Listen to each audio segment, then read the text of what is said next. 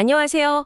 오늘은 여러분이 보내주신 자료, 바로 그 대형 할인 소매업체 로스스토어즈의 2025년 3분기 실적 발표 녹취록을 한번 제대로 파헤쳐보려고 해요. 보통 이런 실적 발표 자료, 숫자랑 전문 용어만 가득해서 딱딱하고 지루하게 느껴지기 쉽잖아요. 네, 맞아요. 하지만 저희의 미션은 그 숫자들 뒤에 숨어있는 진짜 이야기를 찾아내는 거예요. 어떻게 이 회사가 모두의 예상을 뒤엎고 이런 엄청난 성공을 거뒀는지, 그 비결은 뭔지, 그리고 이게 지금의 소비 시장에 대해 우리에게 뭘 말해주고 있는지 그 핵심만 쏙쏙 뽑아내 드릴게요. 시작부터 정말 놀라운데요. 자료를 보니까 총 매출이 10%나 늘어서 56억 달러. 네, 그리고 특히 그 동일 매장 매출이 무려 7%나 성장했어요. 그렇죠. 바로 그 동일 매장 매출이 핵심이에요. 이건 단순히 매장을 새로 열어서 전체 매출을 늘린 게 아니고요. 기존에 있던 매장 하나하나가 장사를 훨씬 더 잘했다는 의미라서 아주 건강한 성장 신호거든요. 아, 그러니까 체력이 좋아졌다는 뜻이군요. 그렇죠. 이전 분기 성장률이 5%였는데 이번에 7%로 뛴 건 성장세에 제대로 불이 붙었다는 뜻이죠. 그래서 오늘 우리가 던져야 할 질문은 명확하네요. 네, 대체 무엇이 이런 극적인 변화를 만들었을까 하는 거죠. 제가 자료를 깊이 들여다보니까 크게 세 가지 핵심 동력이 보이더라고요. 자, 그럼 그 첫 번째 비결부터 시작해보죠. 바로 브랜드 전략이라고 하셨는데, 솔직히 모든 소매업체가 다 브랜드 전략이 있잖아요. 로스의 전략은 뭐가 그렇게 특별했던 건가요? 아주 좋은 질문이에요. 로스 전략의 특별함은 집중과 투자에 있어요. 이 전략은 그냥 좋은 물건을 파는 걸 넘어서 소비자들이 이름만 들어도 아는 그런 고품질 브랜드 상품을 정말 매력적인 할인가에 제공하는데 모든 걸 집중한 거예요. 자료에서 CEO가 좋은 브랜드, 더 좋은 브랜드, 최고의 브랜드를 모두 아우른다고 표현한 것처럼요. 그러니까 그냥 아무 브랜드나 갖다 놓는 게 아니라 고객들이 딱 봤을 때 이 브랜드를 이 가격에? 하고 놀랄 만한 그런 상품 구색에 집중했다는 거군요. 정확해요. 그리고 이 전략이 가장 극적으로 성공한 곳이 바로 여성 의류 부문이에요. 여성 의료요? 네. 이게 정말 재미있는 포인트인데, 이 여성 의류가 불과 몇 분기 전만 해도 전체 실적을 갉아먹는 골칫거리였거든요. 작년 4분기만 해도 실적에 부담을 주는 부문이었고, 올해 1, 2분기에도 겨우 평균 수준에 머물렀어요. 잠깐만요. 여성 의류가 골칫거리였다고요? 아니 보통 이런 대기업에서 문제 부문을 이렇게 빨리 그것도 회사를 이끄는 핵심 성장 동력으로 바꾸는 건 거의 불가능에 가깝잖아요. 도대체 무슨 마법을 부린 거예요? 하하, 마법이라기보다는 아주 영리한 장기 투자였어요. 여기서 흥미로운 점은 이게 단기적인 매출을 위한 게 아니라 장기적인 고객 신뢰를 쌓는 과정이었다는 거예요. 고객 신뢰요? 네. 자료를 보면 이 전략을 실행하기 위해 지난 몇 분기 동안 의도적으로 이익률, 그러니까 마진 감소를 감수했다고 나와요. 더 좋은 브랜드 상품을 더 좋은 가격에 제공하려면 회사가 이익을 좀 덜 남겨야 하니까요. 그러니까 당장의 이익을 조금 포기하더라도 로스에 가면 진짜 좋은 브랜드 제품을 싸게 살 수 있어 라는 그 믿음을 고객들 머릿속에 확실히 심어주기 위한 투자였군요. 처음에는 회사가 손해를 좀 봤지만 이제 그 투자가 확실한 결실을 보고 있는 거죠. 고객들이 그 가치를 알아보고 더 많이, 더 자주 찾아오기 시작한 겁니다. 와, 그렇게 골칫덩어리였던 여성 의류가 이번 분기에는 전체 평균 성장률인 7%를 훌쩍 뛰어넘는 실적을 기록하면서 최고의 효자 상품이 된 거고요. 듣고 보니 정말 대단하네요. 그런데 브랜드에 집중하는 게 어떻게 공급망까지 강화시키는 거죠? 그냥 이 브랜드 물건 더 주세요 하고 주문만 더 넣는 거랑은 다른 문제 같은데요? 그게 바로 할인 소매업의 핵심을 꿰뚫는 질문이에요. 브랜드에 집중하면 해당 브랜드의 재고 상품, 즉 클로즈아웃 상품을 확보할 기회가 훨씬 많아져요. 클로즈아웃이요? 네, 클로즈아웃이라는 건 다른 백화점이나 브랜드 매장에서 시즌이 지나 팔지 못하고 남은 재고를 말하는데요.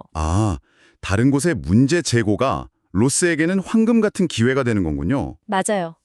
브랜드와의 관계가 끈끈해지니까 이번 시즌에 이런 재고가 좀 남았는데 로스에서 가져가 줄 수 있나요? 하는 제안을 우선적으로 받게 되는 거죠. 와, 이건 단순히 물건을 잘 파는 걸 넘어 물건을 잘 사는 능력, 즉 구매력이 엄청나게 향상되었다는 의미예요. 할인 소매업에서는 이 구매력이 곧 경쟁력이거든요. 와, 그러니까 좋은 브랜드를 싸게 파는 전략이 고객을 끌어모으고 그게 다시 더 좋은 브랜드를 더 싸게 살 수 있는 힘으로 이어지는 그런 선순환 구조를 만들어낸 거네요. 알겠습니다. 첫 번째 기둥은 완벽히 이해했어요. 네. 그런데 이렇게 좋은 물건을 잔뜩 쌓아놨다고 해도 요즘 같은 시대에 고객들을 매장까지 오게 만드는 건 또 다른 문제잖아요. 그렇죠. 아무리 보물이 숨겨져 있어도 사람들이 보물 지도를 갖고 있지 않으면 소용이 없으니까요. 그게 바로 성공의 두 번째 기둥, 즉 신선한 시각의 마케팅과 매장 경험 개선으로 자연스럽게 이어져요. 아, 새로운 CEO가 외부인의 시각으로 접근했다는 바로 그 부분이군요. 특히 마케팅 예산을 늘리지 않고도 효과를 봤다는 점이 인상 깊었어요. 네, 보통 이런 대기업은 기존의 성공 방식에 안주하기 쉬운데 새로운 리더십이 들어오면서 활력을 불어넣은 거죠. 구체적으로 보면 마케팅 메시지를 훨씬 더 현대적으로 다듬었어요. 현대적으로요? 네, 특히 젊은 고객들에게 어필하기 위해 메타나 틱톡 같은 플랫폼에서 고객 참여도를 높이는 데 성공했다고 해요. CEO가 직접 기존의 훌륭한 브랜드 가치에 뿌리를 두되 어떻게 하면 신선한 메시지로 고객의 눈길을 사로잡을 수 있을까? 이걸 고민했다고 하죠. 돈을 더 쓰는 대신 있는 돈을 더 똑똑하게 썼다는 거네요. 우리 가게 물건 싸요라고 그냥 외치기만 하는 게 아니라 네가 좋아하는 바로 그 브랜드, 여기서 득템할 수 있어. 이런 식으로 메시지를 바꾼 거군요. 아주 정확한 비유예요. 그리고 여기서 주목할 점은 단순히 온라인 메시지만 바꾼 게 아니라는 거예요. 오, 고객이 실제로 매장에 왔을 때 느끼는 경험, 즉 매장 경험을 개선하는 실질적인 변화가 함께 이루어졌어요. 어떤 변화들이 있었나요? 자료를 보니까 매장 리프레시라는 말이 나오던데요. 네, 두 가지가 핵심인데 첫 번째가 바로 그 매장 리프레시예요. 이게 무슨 돈을 수십억씩 들여서 대대적으로 리모델링을 한 게 아니에요. 낡은 간판을 교체하고 상품을 더 찾기 쉽게 안내 표시, 그 외 웨이파인딩 사이니지라고 하죠. 그런 걸 정비하는 것처럼 소소하지만 고객들이 바로 체감할 수 있는 변화에 집중했어요. 아, 그거 정말 중요하죠. 큰맘 먹고 쇼핑하러 갔는데 어디에 뭐가 있는지 몰라서 20분씩 해마는 진이 다 빠지잖아요. 그런 작은 불편함을 해결해 준 거군요. 맞아요. 이미 전체 매장의 절반 정도를 진행했고 초기 고객 반응도 아주 좋다고 해요. 그리고 두 번째 개선점인 셀프 계산대 도입에서 아주 중요한 디테일을 발견할 수 있어요. 셀프 계산대요? 네. 현재 가장 붐비는 80개 매장에 도입했는데 이게 단순히 계산 속도만 빨라지게 한 게 아니에요. 또 다른 비밀이 있나요? 네. 셀프 계산대의 가장 큰 골칫거리가 바로 재고 손실, 영어로는 슈링크라고 하는데 쉽게 말해 도난 문제거든요. 아, 그렇죠. 로스는 이걸 해결한 자체 프로토타입을 먼저 개발해서 테스트했고 그 결과 도난 문제 없이 고객 이용률과 매출 모두 긍정적인 영향을 미친다는 걸 확인한 후에야 확대하고 있어요. 이게 바로 매우 실질적인 혁신이죠. 와, 정말 치밀하네요. 그러니까 구매팀이 최고급 재료를 구해오면 마케팅팀이 미슐랭 스타급 레시피로 손님을 유혹하고 매장팀은 완벽한 분위기의 레스토랑을 만들어서 최고의 경험을 제공하는 이런 삼박자가 완벽하게 맞아떨어졌다는 거군요. 완벽한 비유네요. CEO가 직접 머천다이징, 마케팅, 매장 운영 이 세 팀이 마치 하나의 오케스트라처럼 조화롭게 움직이도록 조율한 게 이번 성공의 핵심 동력 중 하나라고 언급하기도 했어요. 알겠습니다. 그런데 이렇게 모든 게 완벽하게 돌아가는 것처럼 보이지만 사실 엄청난 복병이 하나 있었잖아요. 그렇죠. 바로 관세 문제요. 수입품에 붙는 세금 때문에 비용 부담이 상당했다고 하던데 실제로 이번 분기 주당 순이익에서 약 5센트가 관세 때문에 줄었다고 명시되어 있더라고요. 네, 결코 작은 수치가 아니죠. 1년 전체로 보면 주당 16센트에 달하는 영향이니까요. 대부분의 기업들이 이 관세 문제 때문에 실적이 악화될 거라고 예상했는데 여기서 로스의 진짜 저력이 드러나요. 오, 어떤 거죠? 이 문제를 거의 완벽하게 극복해냈다는 점이에요. 당장 다음 분기인 4분기에는 관세로 인한 비용 영향이 무시할 만한 수준, 그러니까 네글리지블이 될 거라고 예상하고 있거든요. 아니, 그게 어떻게 가능하죠?